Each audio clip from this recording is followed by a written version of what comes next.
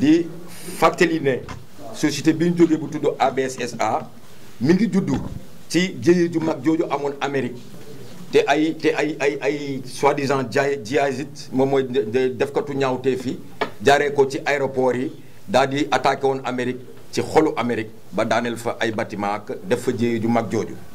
loolu ba mu amee mi ngi am ci 11 septembre 2001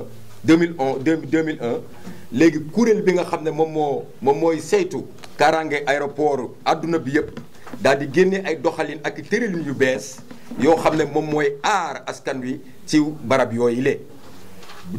yooyu mu génne kuréel disposition yooyu mu génne moom moo waral dëkk bu mel ni Sénégal bu ko tënk ci loolu ba aar ay aéroport am ci la mbébét ne damay aar sama aéroport yëpp ci la société bu ñu naan ABS bi ma bokk ci la juddu société boobu décidé gunge état du Sénégal ak république Sénégal comme sunu réew sunu kaaraange ñun lépp ànd ak moom ci loolu ba muy ànd ak moom ci loolu dafa dem Allemagne jënd fa ay jumtuwaay yu mucc ayib yu nga xam ne moom la àdduna fépp ci bépp kaaraange ci wàllu dem ak dikk ci diggante nit ñi fa ñuy nekk ak avion yi dem ak dikk bi mu teg fa loola ci biir loola mu accompagner état teg fa ay liggéeykat yoo xam ne ay ingénieur allemand la indi ñu former leen ci wàllu woowa ba depuis booba ñu ngi liggéey lu mot 14 ans maanaam fukki at ak ñeent ci dëkk ci biir aéroport bi maanaam te defuñu fa lenn lépp lu ñu fa def maanaam neex na autorité ya fa nekkoon ak ña ñuy liggéeyal muy dem travailleurs yooyu daanaka 47 lañu ñeent fukk ak juróom-ñaar lañu ñoo xam ne ñenn ñi ay dawalkat lañu ñenn ñi ay superviseur lañu ñeneen ñi ay technicien lañu ak ay laveur ak veilleur ñu nekk 47 mais bu yàlla defee Sénégal di dox ba président Macky Sall jël réew mi dafa mbébétoon xëy na peut-être Sénégal moo ko laajoon pour lan ñu saytu koom-koomu réew mi ci la ñu ne léegi dañuy saytu koom-koomu réew mi daal di jël suñu société ABS boole kook AHS ne gannaaw moomeelu Karim la dañ koy saytu ci la nag CREI daal di juddu ñun ñu def ñu ci administration provisoire boo xam ne cabinet Bekay Sène moom la ñu tànnoon pour mu yor ko daal di ñuy indil ku ñu naan Abdoulaye Diouf mu administré ñu voilà donc bu loolu amee maanaam ci kuréelu état yi nga xam ne CREI ñoom ñoo saytu loolu di seetu ba gis ne am na lu lënt ci loola état daal di gagné li nga xam ne moom la doon jàmmaarloog ñamu xalaat ne ñoom ñoo teg loxo ci ñaari sociétés yooyu ci wàllu koom ba mu leen gagné ñun ñu foog ne kat ñoom ñu wax ñu ne carrément que par exemple société bi léegi état moom na ko ñaari sociétés yi AHS ak ABS ñëw na léegi gagné nañu ñële état moom na ko ñun travailleur ñu gis ne peut-être que lu état moom te loolu la ñu directeur des transports aériens bu ñu naan monsieur Mathiako Bessane waxoon ak suñu administrateur provisoire que comme état moom na leen kon yéen war ngeen mën nekk employé de l'état dinañ leen redéployer ci yeneen structure de l'état ci loolu la ñu nekkoon donc ñu toog fa 14 ans malédiction bi moom mooy bi le 30 juin 2016 ci 0 heure fekk ñun ñu ngi liggéey bu mucc ayib ci lañ ñu fa fekk gendarmerie moom moo fekk benn brigade de gendarmerie bien armée ne dañ leen yónni ku leen yónni Maïmouna Ndoye Seck ministre ba ak kan ak Pape Mayel Diop moom moo nekkoon directeur des ADS que dañu war a génn à minuit ñun dañu war a génn à minuit esprit de patriotisme bu nu amoon ak 14 ans à 13 ans yi nga xam ne defal nañ ko réewu Sénégal ci wàllu dem ak dikk ak kaaraange di dimbale ko Sénégal ci foofa ñu gis ne waruñu réagir dañu war a préserver au moins sécurité ak sûreté bi nga xam moom la ñu àndoon ak état du Sénégal ba fi ñu toll ñu daal di obtempérer génn ci jàmm bàyyi leen nu liggéey ñu jël suñuy oto ndànk gaare ko fa mu fab fu baax oto yoo xam ne ci jamono bu ñuy génn ñoom ñëpp opérationnel à 100% xam naa li mu wax parce que technicien laa ci woon. waaw ba nu génnee bon ñu daal di nuy xaarloo ñaari fan après ci lañ ñu benn délégation ñëw invité ñu ci benn restaurant bi nga xam ne mi ngi woon ci zone fret bi restaurant bu bees la woon sax ñu invité ñu ci kuñ ci invité délégation boo xam ne ku ñu naan Malick Seck mu ne moom mooy frère la première dame du Sénégal Marième Faye Sall ànd koog kan ànd koog Doudou Diop retraité de SHS donc moom délégué moom Soutas moo ko yónni ak benn retraité AHS bu ñu naan Seydina Diong moom tamit AHS moo ko yónni ak Youssou Diop protocole la woon ci salon d'honneur ak suñu benn délégué du personnel mu tudd Leyti Diouf moom mu ngi ñëw ci turu Alassane Ndoye mu nekk suñu secrétaire général boo xam ne mooy Soutas siège bi ñu toog nii ak Cheikh Tidiane Ndiaye moom moo nekkoon directeur AHS ci jamono yooyu donc ñoom ba ñu ñëwee daal ba ñu waxtaanee ba pare ñoom daal wax nañ ñu ne première dame bi Marième Faye Sall li ñu dal metti na ko lool ba ci kanamu yàlla buggee ko woon noonu te dinañu jàppale fa bu jàppale mën a yem dinañu gunge dinañu teete dinañu tatagal ba keroog ba ñuy dugg ci sunu ay droit wala ñu dugal ñu ci yeneen structure état comme nu ko monsieur Mathiako Bessane directeur des transports aériens waxoon donc ba foofu daal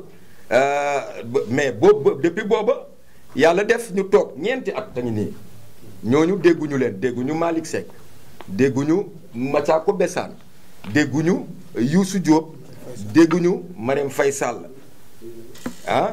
ba ci booba nag maa ngi bëgg a fàtte sax parce que lam ñu joxoon comme daanaka lu ñu mën a defal maanaam mayoon nañu billet màkk boo xam ne pour ñun personnel bi pour mu defal ñu rek mayal ñu ku ci nekk ñeent fukki junni ñaata 200000 200000 ci wolof def naa loolu la waaw ñeent fukki junni yoo xam ne maanaam comme korité lañu demoon ci Laylatul Xadri lañ ñu génnee guddug Laylatul Xadri léegi korité lañ doon jëm ñu may ñu ko yàlla def ñu defee ay korité ñu toog lu yàgg déggatuñu leen ba benn moment sunu mbokk yépp ñi nga xam ne amatuñu fu ñu jëm amatuñu lu ñuy def donc amuñu couverture médicale ñenn ñu ngi feebar seen njaboot ñu ngi feebar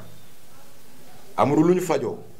ñoom dàq ñu leen ci société ba léegi ñu ngi leen waroon fay amul lettre de licenciement ñoom ñëpp ay embauché la ñu woon ñun nag suñu état ñu noo ànd ak moom ba defar li nga xam ne au moins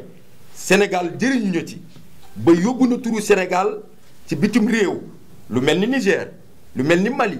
lu mel ni Accra et cetera lu mel ni Bénin fu ne bu nu ko saytoo dinañ ko gis ñooñu ñëpp ci suñu expertise lenu lalee seen aéroport ci kaaraange gi nga xam ne moom lañ yaakaar ne joxoon nañ ko Sénégal fii ci plateforme bi moom mooy daw foofu ba léegi donc ñun ñu gis ne ñun suñu wareef ci réew mi def nañ ko en tant que liggéeykat mu tuut te bëri ñu fay ñu lu ndaw te ñu fay ñu bëri ñu nekk ci naqar comme ñu nekk ci tiis def nañ suñu jaan wàcc na daanaka ci looloo tax ñu continuer ba nuy waxte jëflante nañ nag ak ay médiation ak lépp def nañ ko mais dafa yàgg 4 ans yooyu ñii ñu ngi tëdd ci hôpital am nañu sax koo xam ne wàññeeku na ba waaw xale gu ndaw boo xam ne daanaka fekkewul lii te bu doon suñu sago liggéeykat bu jàmbaar boo xam ne ay kilifaam yi ñi toog musuñu am ci moom xaar ma yàlla donc ñun daal attaqué wuñu kenn politique wuñu ànduñoo Masamba ànduñoo Mademba ñun ay liggéeykat dong la ñu woon ci aéroport ba doon liggéey suñu ñaq ngir lan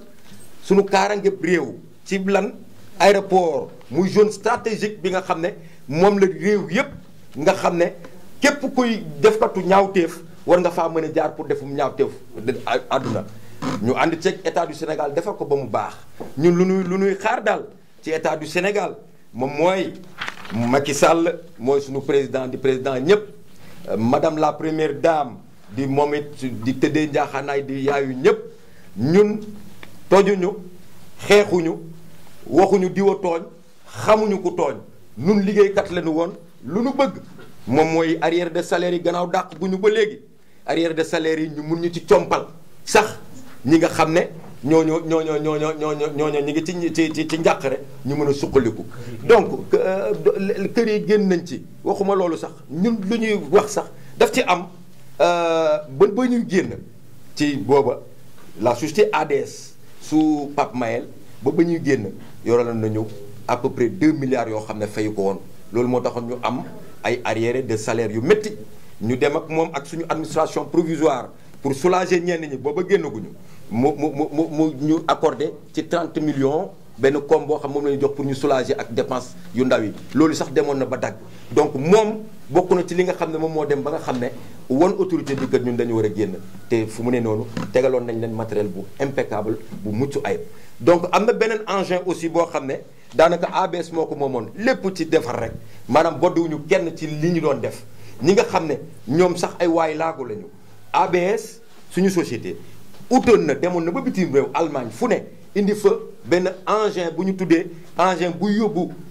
waay yàlla yooyu mooy engin de transport à mobilité réduite booba ñu ngi ko doon bëgg a dugal teg ko ci aéroport mais dugaluguñ ko woon yàlla def ñu defal ko ba mu ñoŋ teg ko pour war ko dugal bi ñu ko warulee dugal kii wuñu AHS pour soulager ñu la ñu wax mooy AHS bi nga xam ne ñoom ñun la ñu bokkaloon ak CREI pour ñu saytuñu état mujj ko moom ñun suñu engin boobu dañu ko concocté woon ak léegi booba pour mën a soulager kii yi pour mën a yokk salaire ñu mën a defalu mais moom ba ñuy génn ci 2 millions yoo xam ne waroon na ko fay ci engin boobu maanaam fayu ko woon yoroon na ay arriéré yoo xam ne yu 36 millions ñu xalaat ne 36 millions yooyu ba ñuy génn bu fekkonte ne de bonne foi ak dimbali travailleurs yi bu ñu ko joxe woon suñu administration provisoire xëy na sax moom mu xaw a alléger souffrance bi 2 milliards yi aussi tamit bañuñu ko woon suñ ko joxoon suñu administration provisoire moom mu alléger souffrance yi ñun ñu ngi ñaan Sénégal ci loolu lay terminer di ñaan président bi di ñaan askanu Sénégal xamal leen ne 47 travailleurs yii nga xam ne ñoom la ñu doon mosuñoo yàq aéroport mosuñoo am xarma yàlla ak kenn 14 ans yu ñu fa def yépp bu ngeen laajee ñu doon jëflanteel yépp ay yaraaye rek lañ ñu jox bu ngeen laajee ñi nga xam ne formé lañ leen ci bitim réew suñu naataangooy Sénégal jéegati nañu raayoo Sénégal ba fa mu war a dem vraiment ñu ngi leen di ñaan wasalaam ñii ak man ñun ñëpp sonn nañ loolu rek la ñu doon kii